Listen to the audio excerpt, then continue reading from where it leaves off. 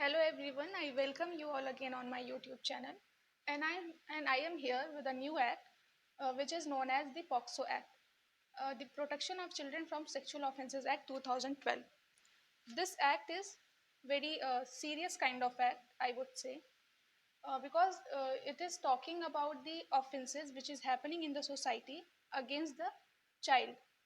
Before starting the act, let us uh, let us take a look on the arrangement of the sections. So we will have a fair idea that how many chapters are there and how many sections are there. So there are total 9 chapters. There are total 9 chapters and 46 sections. So we all are aware. Chapter 1 is preliminary.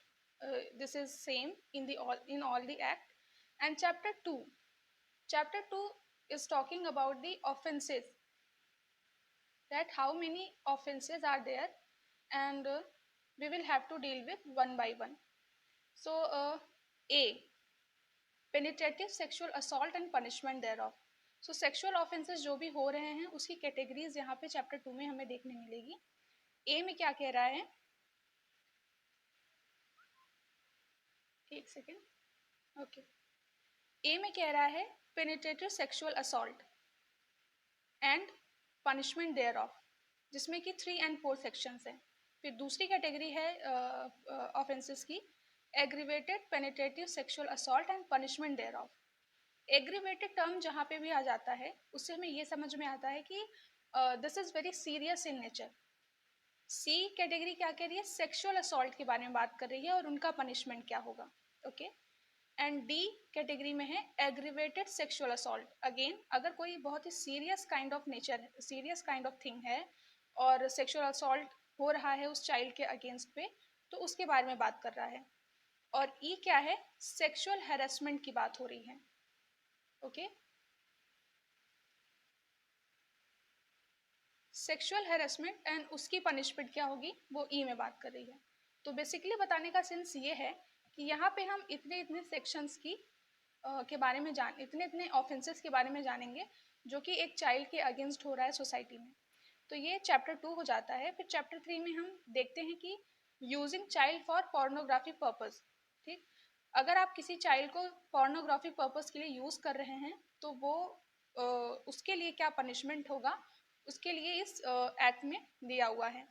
Next आता है abetment करना. Abet करना या attempt to commit an offence. Abet करना जैसे हमने IPC में भी पढ़ा है, जो अबेटमेंट का जो सेक्शन दिया हुआ है 107 से लेके, तो वही चीज़ यहाँ पे भी है कि अगर आप किसी चाइल्ड को अबेट कर रहे हैं तो उसके लिए पर्टिकुलर क्या प्रोविजन इसमें दिया हुआ है, उससे डील करेंगे. फिर नेक्स्ट चैप्टर क्या कह रहा है, procedure for reporting of cases. क्या प्रोसीजर होगा उससे रिलेटेड. नेक्स्ट चैप्टर है procedure for recording statement of the child. एक चूँकि वो छोटा बच्चा है तो उसके लिए एक ऐसा इन्वायरमेंट तैयार करना भी एक हमारी ही जिम्मेदारी बनती है कि हम वहाँ पे उसके स्टेटमेंट को रिकॉर्ड कर सकें. फिर नेक्स्ट आता है स्पेशल कोड.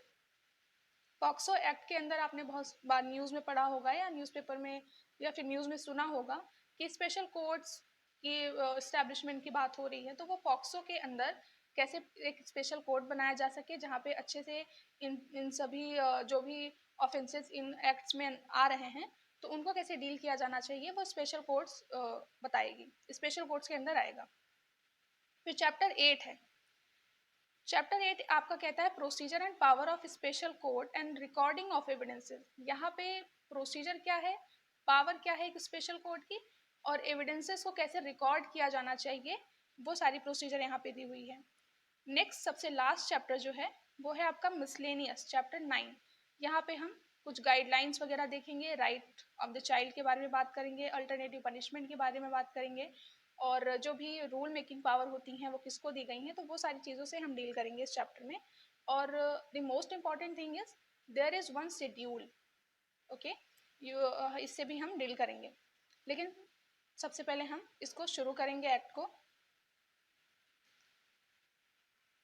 जैसे कोई भी एक्ट अगर हमें शुरू करना है तो उसके प्रेम्बल पे जाना बहुत ज़रूरी है, वहाँ से हमें ऑब्जेक्टिव पता चलेगा. ओके. प्रेम्बल रीड करेंगे. An act to provide children from offenses of sexual assault and sexual harassment and pornography and provide for establishment of special courts. Okay, an act to protect children एक ऐसा act है जो कि children को protect करने की बात हो रही है, किससे? ऑफेंसेस से। और ऑफेंसेस किस नेचर के हैं? जो sexual assault kind of offences हैं, या sexual harassment kind of offences हैं, या फिर पोर्नोग्राफी। हमने देखा होगा कि बच्चों को पोर्नोग्राफी पर्पस के लिए यूज़ किया जा रहा है, तो अगर वो चीज़ें हो रही हैं तो उन चीज़ों को रोकने के लिए और उनसे रिलेटेड जो भी पनिशमेंट है उनको इन्फोर्स करने के लिए इस एक्ट को लाया गया है। To provide for establishment of special court. POCSO act के अंदर स्पेशल कोर्ट्स को भी बनाने का प्रोविजन है, उससे रिलेटेड चीज़ों को देखना। फिर ट्रायल कैसे होगा इनका, वो such offences and for matter connected therewith और इंसिडेंटल देयरटू। जो मैटर से कनेक्टेड हैं उनको कैसे डील करना है, तो वो सारी चीज़ों से रिलेटेड बातें हम इसमें पढ़ेंगे। इसके प्रियम्बल से ये चीज़ें क्लियर हो रही हैं।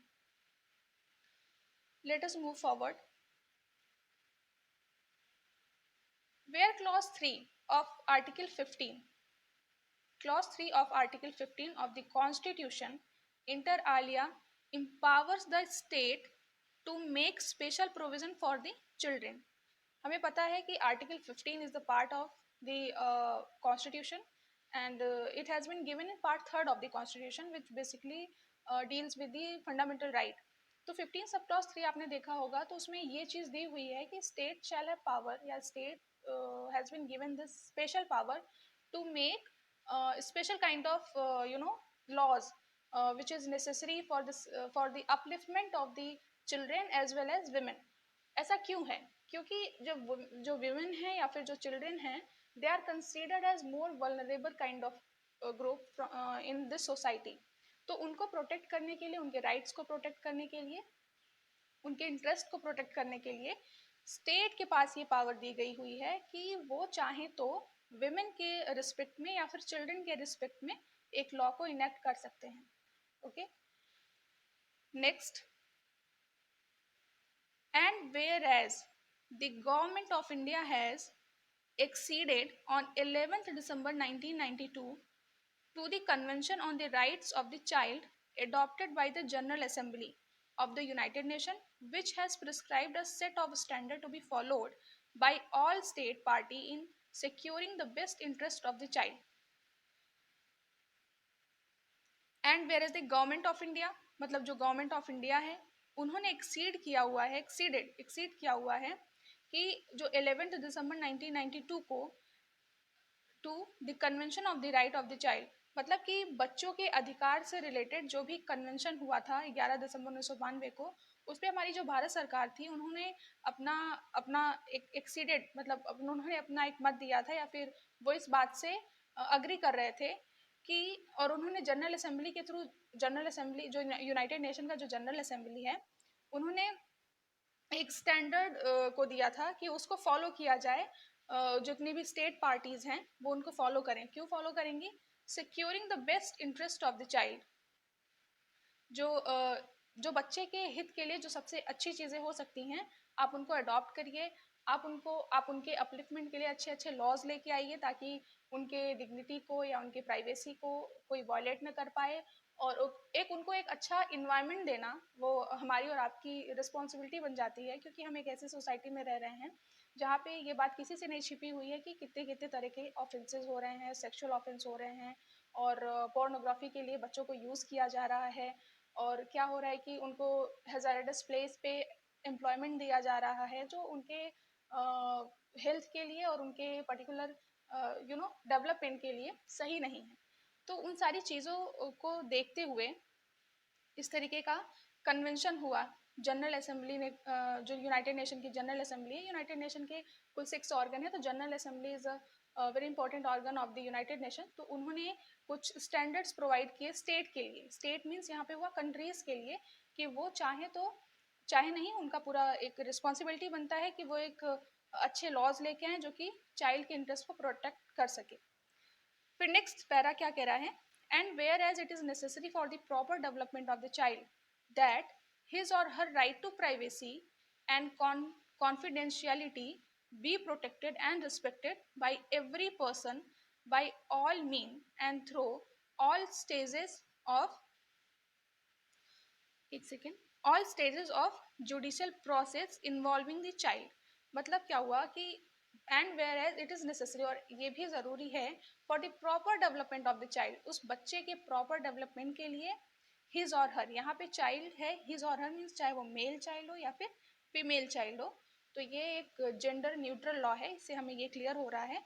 तो उसके राइट टू प्राइवेसी को, उसके कॉन्फिडेंशियलिटी को प्रोटेक्ट करना, उसको रिस्पेक्ट करना बाय एवरी पर्सन, हर एक पर्सन की, और बाय ऑल मीन हर एक तरीके से, थ्रू ऑल स्टेजेस, हर एक स्टेज पे ऑफ अ जुडिशियल प्रोसेस, जब कोई जुडिशियल प्रोसेस न्यायिक क्रिया हो रही है जिसमें कि बच्चा इन्वॉल्व है, तो उसको प्रोटेक्ट करना, उसकी राइट टू प्राइवेसी को प्रोटेक्ट करना, उसकी कॉन्फिडेंशियलिटी को प्रोटेक्ट करना और उसके रिस्पेक्ट को सोचना, तो ये हमारी रिस्पॉन्सिबिलिटी बन जाती है, वो एक हर एक पर्सन की रिस्पॉन्सिबिलिटी बनती है। इस प्रेम्बल से और इस कन्वेंशन से हमें ये पता चला था।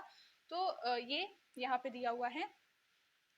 नेक्स्ट क्या कह रहा है जो पैरा है इसमें, and whereas it is imperative that the law operates in a manner that the best interest and well-being of the child are regarded as being of paramount importance at every stage to ensure the healthy physical, emotional, intellectual and social development of the child। ठीक, यहाँ से ये पता चल रहा है कि whereas it is imperative that law operates in a manner, जो लॉ हम बना रहे हैं वो इस तरीके का हो, ऐसा हो कि वो बेस्ट इंटरेस्ट और वेल बींग पे काम करे बच्चे के। उसमें क्या क्या चीज़ें इंक्लूड हो रही हैं, उसकी फिजिकल हेल्थ की बात कर रहे हैं हम, उसके इमोशनल हेल्थ की बात कर रहे हैं, उन इंटेलेक्चुअलिटी की बात कर रहे हैं, उसके ओवरऑल सोशल डेवलपमेंट की बात कर रहे हैं। तो उस बच्चे को बेसिकली यही हुआ कि उस बच्चे के लिए हमें एक ऐसा इन्वायरमेंट तैयार करना है, एक ऐसा लॉ बनाना है जहाँ पे that child will be able to develop in a holistic manner, right.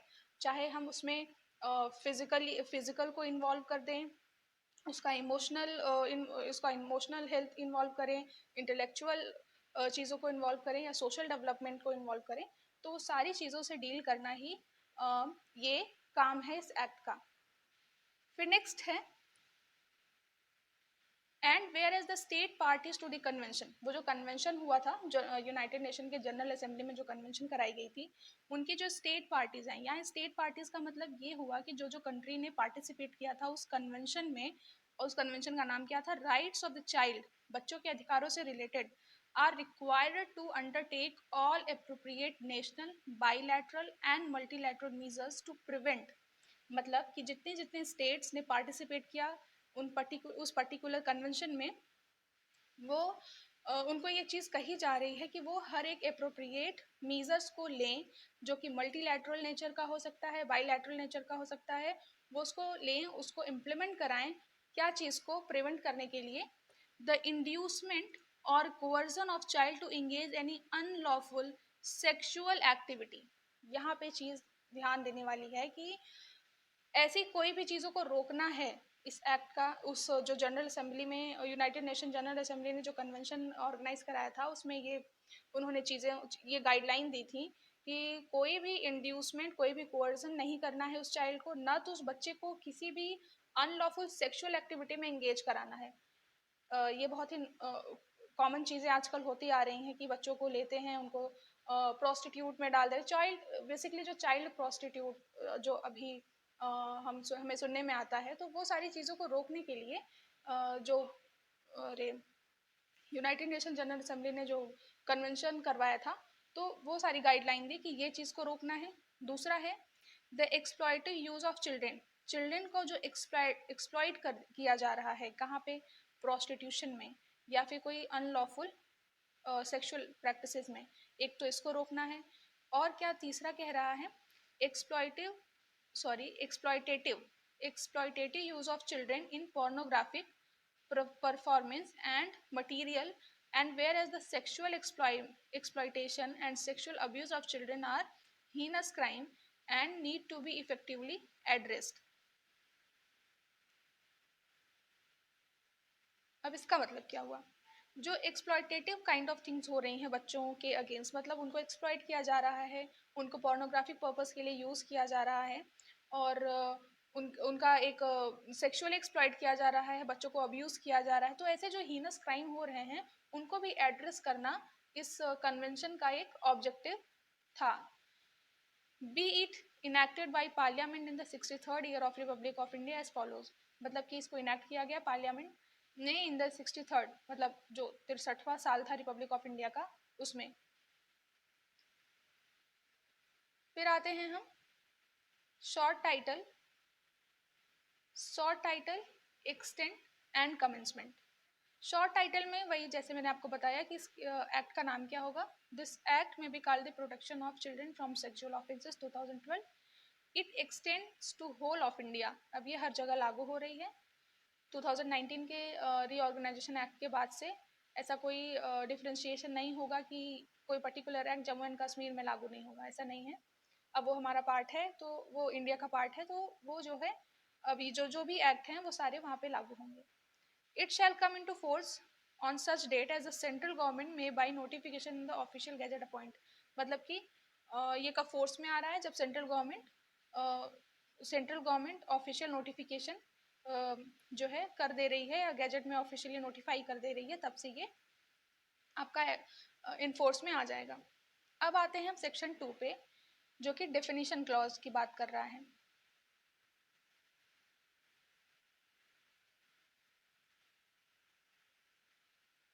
Section 2 में इसमें क्या दिया हुआ है, पहला जो है एग्रीवेटेड पेनिट्रेटिव सेक्सुअल असॉल्ट की बात कर रहा है। तो एग्रीवेटेड पेनिट्रेटिव सेक्सुअल असॉल्ट में का सेम मीनिंग होगा जो कि सेक्शन 5 में दिया हुआ है। तो सेक्शन 5 जब हम आगे पढ़ेंगे तो वहाँ हमें पता चलेगा कि कौन कौन से ऐसे एक्ट हैं जो जिनको इंक्लूड किया गया है एग्रीवेटेड पेनिट्रेटिव सेक्सुअल असॉल्ट में। ठीक, फिर आते हैं बी पे। बी कह रहा है aggravated sexual assault has the same meaning as assign to it in section 9। फिर सेक्शन 9 जब हम आगे डिस्कस करेंगे तो वहाँ पे कुछ पर्टिकुलर काइंड ऑफ एक्ट दिए हुए हैं जिनको इंक्लूड किया गया है कि ये एग्रीवेटेड सेक्सुअल असॉल्ट है।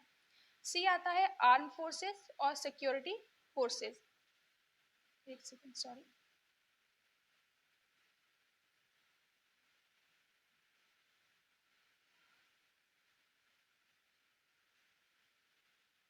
ये ऊपर चला गया। अब आता है क्या, आर्म फोर्सेस और security forces. Arms forces and security forces में क्या क्या चीज़ें आ रही हैं, जैसे यूनियन और सिक्योरिटी फोर्सेस आ रही हैं, पुलिस फोर्सेस आ रही हैं, और स्पेसिफाइड किया गया है इस शेड्यूल में वो सारी चीज़ें आएंगी आर्म फोर्सेस सिक्योरिटी फोर्सेस में। फिर अब आता है नेक्स्ट, चाइल्ड कौन है इसमें, डी, 2D बहुत इंपॉर्टेंट है। इसमें चाइल्ड कौन है, child means any person below the age of 18 year. Child वो सारे बच्चे हैं जो कि 18 ईयर से कम हैं, वो आएंगे चाइल्ड के कैटेगरी में। फिर आता है सेक्शन 2DA। 2DA को 2019 के अमेंडमेंट के थ्रू जोड़ा गया था जिसमें कि चाइल्ड पोर्नोग्राफी की बात की गई थी। ठीक, अब यहाँ पे चाइल्ड पोर्नोग्राफी क्या है कि means any visual depiction of sexually explicit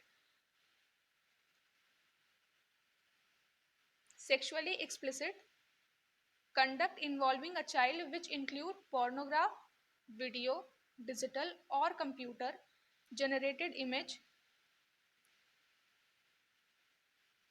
indistinguishable from an actual child and image created, adapted or modified but appear to depict a child। इसमें बेसिकली क्या कह रहा है, चाइल्ड पोर्नोग्राफी को इंक्लूड किया गया। तो चाइल्ड पोर्नोग्राफी मीन्स ऐसी चीज़ें होती हैं जिसमें कि आप डिपिक्ट कर रहे हैं किसी सेक्सुअली एक्टिविटी को, किसी सेक्सुअल एक्टिविटी को जो कि जिसमें आपने एक बच्चे को इन्वॉल्व किया हुआ है। उसमें क्या क्या चीज़ें, पोर्नोग्राफी में क्या क्या चीज़ें इन्वॉल्व हो रही हैं, आप ऐसा कोई फोटोग्राफ ले रहे हैं, ऐसा कोई वीडियो बना रहे हैं, या कोई डिजिटल या फिर कंप्यूटर जनरेटेड इमेज है, उससे रिलेटेड कोई चीज़ें हैं, तो वो सारी चीज़ें पोर्नोग्राफी में इंक्लूड की गई हैं। अब आता है ई, जो कि डोमेस्टिक रिलेशनशिप की बात कर रहा है। डोमेस्टिक रिलेशनशिप में सेम मीनिंग होगी जैसा कि हमने डोमेस्टिक वायलेंस एक्ट में जो पढ़ा था, वही मीनिंग यहाँ पे भी होगी। फिर नेक्स्ट है पेनिट्रेटिव सेक्सुअल असॉल्ट। अब पेनिट्रेटिव सेक्सुअल असॉल्ट क्या होगा, सेम मीनिंग होगी अभी जब हम सेक्शन 3 में पढ़ेंगे वो। फिर प्रिस्क्राइब्ड है, रिलीजियस इंस्टीट्यूशन है, सेक्सुअल असॉल्ट है, हैरेसमेंट है। तो ये सारी चीज़ें आप एक बार बेयर रीडिंग कर लीजिएगा। अब हम आते हैं आगे के सेक्शंस पे जो कि एक्सप्लेन करने लायक है, जो बहुत ही इंपॉर्टेंट है जानना। अब यहाँ पे देखिए बात की जा रही है पेनिट्रेटिव सेक्सुअल असॉल्ट के बारे में। तो पेनिट्रेटिव सेक्सुअल असॉल्ट क्या होगा? A person is said to commit penetrative sexual assault if, एक second, if he penetrates his penis to any extent to the vagina, mouth, urethra or anus of a child or make the child to do so with him or any other person, और B कह रहा है, अभी ए को हम clear करते हैं, तो ए में कह रहा है अ पर्सन, कोई भी ऐसा पर्सन जो कि कैसे एक्टिविटी कर रहा है, वो पेनिट्रेट कर रहा है his penis to any extent into the vagina, mouth, urethra और एनस ऑफ अ चाइल्ड, उस बच्चे के वेजाइना, माउथ, यूरेथ्रा या एनस में पेनिस को पेनिट्रेट करना, या फिर ऐसा makes the child to do so, या तो चाइल्ड से ये एक्टिविटी कराना खुद के साथ या किसी और के साथ। बी क्या कह रहा है इसमें? बी कह रहा है he inserts to any extent any object और part of the body not being the penis. अब यहाँ बी जो सब क्लॉज है वो कह रहा है पेनिस ना हो करके वहाँ पे कोई और ही ऑब्जेक्ट हो या बॉडी का कोई और पार्ट हो, वो इंसर्ट कर रहा है कहाँ पे? वेजाइना में, यूरेथ्रा में, एनस में, उस बच्चे के, और उस बच्चे को करा भी रहा हो खुद के साथ या किसी और पर्सन के साथ। तो ये सारी चीज़ें आएंगी पेनिट्रेटिव सेक्सुअल असॉल्ट। तो इसको मैं समराइज करूँ तो इसका मतलब यही हुआ कि ये कोई भी ऐसा पर्सन जो अपने पेनिस को किसी भी एक्सटेंट पे उस बच्चे के वेजाइना, माउथ या यूरेथ्रा में इंसर्ट करा रहा है, खुद कर रहा है या किसी से करा रहा है, करने को कह रहा है, तो सारी चीज़ें पेनिट्रेटिव सेक्सुअल असॉल्ट में आ रही हैं।